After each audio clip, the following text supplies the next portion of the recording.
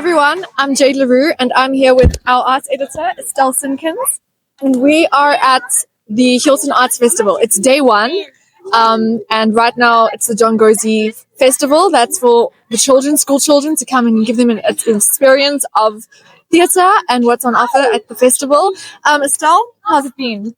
It's just so wonderful to be here. It's my favorite time of year. I look forward to Hilton every single year. It's my yearly highlight, my opportunity to indulge my passion, and to really, for those of us who love the theatre but perhaps don't have the means to travel to Joburg and Cape Town, on our doorstep, once a year, we get best shows, best music, best dance, the best theatre, the best musical theatre, to go to and just immerse yourself into over 3 days. To me, Hilton is a very special festival, and I love coming. I love seeing my friends. I love meeting up over a glass of wine or coffee, depending on the weather. And it's just to see so many young people here at Jongozi it makes me so happy, because the future of the theatre industry, of the performing arts industry, is in these children. Because if we don't have audiences, then performers have nowhere to showcase their work. So these young people are being introduced to theatre, and hopefully in 10 years' time, they'll be coming to shows still. And the theatre program this year is so diverse. There's something for everybody. It's amazing. Whether you are a huge fan of Skulk Note and his stand-up comedy, or whether you prefer something gritty and hard and delivers a real emotional punch, or if you love to dance, there's a show that has all these wonderful 70s tunes in it. The amazing Flatfoot Dance Company is travelling up from Durban to perform here tomorrow. Such an unmissable chance to see the cleansing. If you can, please don't miss it. Beautiful children's theatre for your little ones. Bring them. There's a mermaid in a pond tomorrow. There's so much to do, and you don't even have, just come for the vibe. It's such a lovely day out. There really is such a vibe here. And yeah, an amazing lineup. We've literally just been into Paul Slabolepsky's Bitter Winter, which is the flagship show at this year's festival, and it's got raves around the country. It's like the show of 2025, so that is amazing. And we're going to be speaking to him later, Estelle. We'll be talking to Paul and getting, just a rundown from him. And stay tuned for this episode as we show you behind the scenes of the Hilton Arts Festival and what you can expect and why you should definitely come.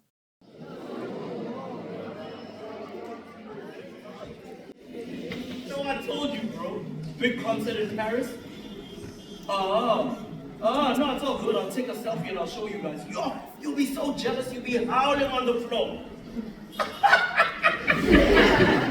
I'm here with the lovely Paul Slabolepszy, who is doing his wonderful new play, Bitter Winter, at the Hilton Arts Festival. Paul, tell us a little bit about the play. Well, it's set in an audition room for a movie. It's a movie called Six Guns at Caesarea, and there's an old classical Shakespearean actor who arrives for a role in the movie. And he meets Prosper Mangane, who's a big up-and-coming television and film star. And they're both waiting for the arrival of this director. And they get to know each other. They share their life stories in the play.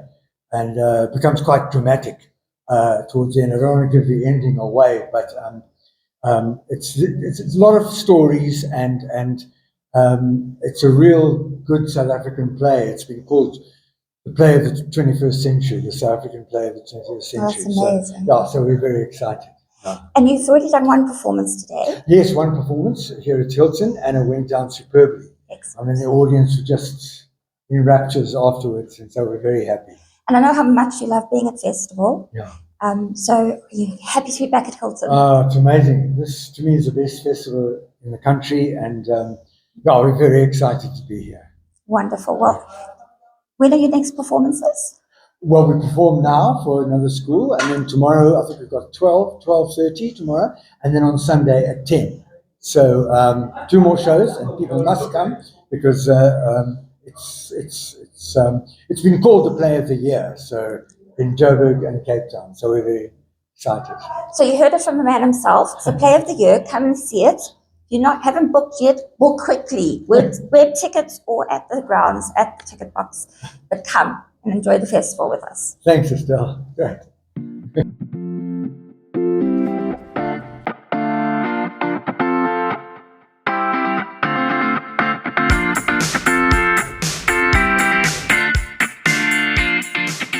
He said, please, Mama, can I sleep outside?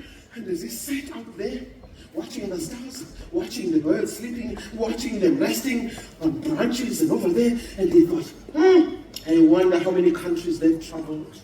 I wonder what they've seen with their tiny little eyes. I wonder what rivers they've crossed before they arrived here in Ningizimu, Africa. So we have just been into Paul Slabolepsky's Bitter Winter. Well, a sneak preview of it. And I don't know about you still, but I had to drag myself out of there to go see other shows. Yes, if I didn't have to go and do some filming for the paper and to do this podcast, I'd still be in there. And I cannot wait to actually sit down and watch it in full tomorrow. It's been the one show that was at the top of my list when I was thinking about Hilton, that I wanted to see this show. Everything I'd read about it, everything I'd heard about it was just the sensations buzz around it. Like, oh, please let it come to festival. And the theatre gods have smiled upon us, and it is here. And did you hear we've just been standing here waiting for the show to just disperse out. Did you hear the applause at the end? I swear the ground was just vibrating. It was amazing. It's absolutely thrilling. So and to know that young people have engaged with it like that. That was school children. Yeah, these are our teenagers, and this is a play essentially about the differences between young people and old people. Ageism in our society, where people who are over a certain age get dismissed a lot because they just say, well, you're going to be retired now and of no longer used to society. But in actual fact, the elderly in our community are so wise and they have so much knowledge to share. And that the play speaks to that, and it speaks to the tension between young and old, South Africa's tensions, which still exist, between our races, which is a sad reality, unfortunately, in our country. But this play speaks to all of that, and that it's engaging both young people and older people is a credit to Paul, that he's written this extraordinary piece of theatre. I just cannot wait to see it. So let's talk about you, because you have been interviewing artists all day, and I must say it is so awesome to be around Estelle at our arts festival, because she knows everyone. She's like a celebrity. You hang around with her and you will meet artists. You'll be like, oh my word, I've seen you in pictures. I know your name, but it's a pleasure to meet you, Estelle. She knows everyone and she's everyone's friend. So it's really great to hang around her at arts festival. But let's talk about you, because like we were saying earlier, you have been doing this for how many years? Well, the question is about sort of two layers. I've been a journalist for 34 years, the arts editor of The Witness for the best part of the last 2 decades, and it is the privilege of my life to do this job. I get to do something that I'm extraordinarily passionate about every single day. I get to be able to talk to the most amazing creatives in our industry. I get to get a peek into their brains and into their experiences and what has inspired them to write a book or a play or compose a piece of music. I have the privilege of watching productions, and I never ever take that for granted. I am so grateful for the opportunity that it presents to me. And as the media partners of this festival from the very beginning, 33 years ago, I'm carrying a legacy that was started by my predecessor, Margaret van Klemperer, who's still associated with The Witness to this day. And we've both been extraordinarily lucky that this has been part of our lives for so long. And the stories you tell of the history through the ages of the Arts Festival, and tell us some of your favorite memories. You've seen this from the inception. Well, you know, you've been maybe not the inception because of Margaret was doing it, but I mean, you've literally lived through all the decades, through all the eras. You've watched this grow. Tell us some of the standout memories and moments and highlights for you. Well, there's lots, and for various different reasons. There are plays which remain, burned into my brain, that have touched me to my soul. King of Broken Things is one of those, which Michael Broderick directed and does the most extraordinary lighting for. He is fantastic, and Cara's performance is the most moving thing. Beautiful, beautiful story. If it ever comes your way again, wherever you are, please go and see it. It's so worth it. I remember a really funny thing happening at one festival. The late, great Dada Masilo, one of South Africa's most extraordinary ballet dancer of all descriptions, but she had brought a piece to the festival called Swan Lake. I'm not entirely sure what some of the theatre goers thought they were going to see, but I don't think it was half-naked dancers. And that must have been quite a reaction. Facial expressions, I still see them to this day, and you have to laugh because it's just so funny. The most extraordinary production, incredibly beautiful, incredibly put together. Sad loss for our industry. We also lost another shining light just a couple of days ago, Rob Murray, beautiful soul, whose work I was privileged to see both here and at Grahamstown. Wherever you are, Rob, I hope you're smiling down at us. I've been able to see pieces of theatre which have delighted me on so many levels, and that I'll never stop thinking about, because they became part of my being, part of who I am. And I have such wonderful friends in the industry, and it's just such. And you can see the community being here and being part of it. You can see that community and how everyone's just friends, and that the bonds that have formed with the artist community. It's like we are a family. That's what it is. We are the theatre family. For good or bad, we back each other up. Because we have to. Being an artist is not an easy thing. People may think, oh, it's all glamorous and stuff. No. In this country, it is extremely hard work to be in the creative arts, and I doff my metaphorical hat to every one of my industry friends for continuing to fight the good fight, to continuing to put shows on, and fingers crossed the audiences will come.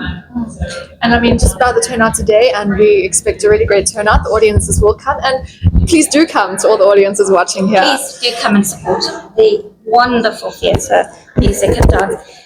And there's lots and lots of things which won't cost you money. There's free concerts by some of our local schools. You can see brass bands, 2 orchestras that come down from Johannesburg, proper orchestras, young people. There's choirs, there's marimba bands, there's fabulous children's theatre for your little ones. There's an entire kiddie zone full of inflatable slides and bouncy castles and things. There's even a haunted house, which I'm kind of trying to muster up some courage to go and scare myself. Go over than me, I don't want to go there. There's just so much, and just come to Hilton College and just spend the time and enjoy something to eat, sit on the grass, listen to some music. Just support the arts, because the arts are our soul. Our collective soul is in the arts, and without the arts, we are nothing. So, yeah, come out and show us your support. And just in closing, I mean, we're here in the foyer of Hilton College's theatre. It's the main theatre, right? Yeah. Main theatre. And behind me and behind Estelle are all these posters of past shows, and you've been going around and you have like anecdotal stories for all of them. So just point out some of your favorites and what you have, memorable ones. pictured on that one over there is the wonderful Andrew Buckland, who is here this year with his extraordinary tour de force, The Ugly Nunu, which is about the Parktown prawns from the perspective of a Parktown prawn. It's what it is. This play is 2 decades old and it's pertinent today as it was when he wrote it all those years ago. Physical theatre at its absolute finest. Only one show. If you haven't booked, I don't know if you're going to get a ticket, but if you can, grab it. The wonderful Rob van Vieren is here this year with his satirical piece of theatre, Namaste Bay,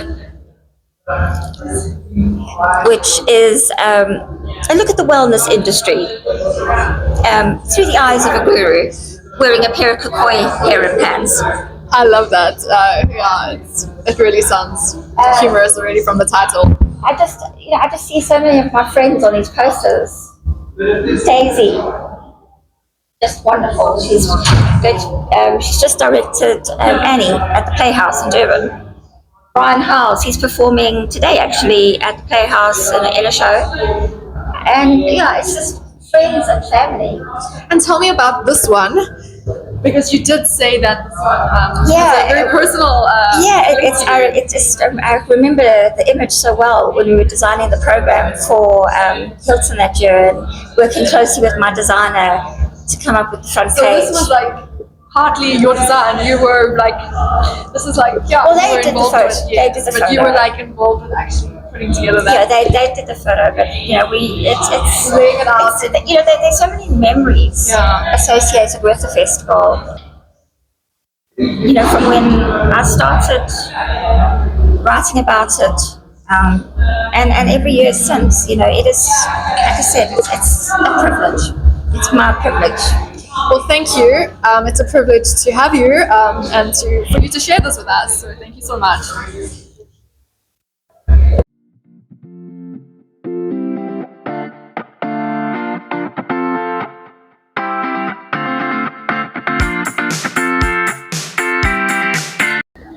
Hi, Evan. Hi. First day of festival for 2025. How are you feeling? Tired, but good. It's all turned out good. Well, I should say. The people are here and we're looking forward to the public coming a bit later.